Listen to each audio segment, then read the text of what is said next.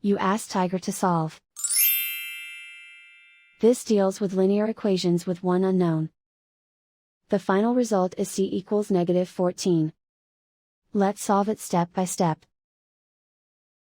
Group all constants on the right side of the equation. Subtract 43 from both sides. Simplify the arithmetic.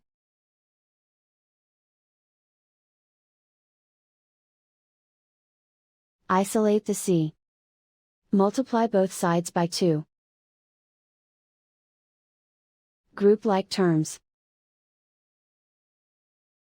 Multiply the coefficients.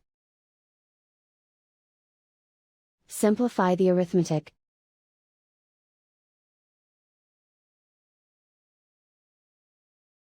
Isolate the c. Multiply both sides by -1.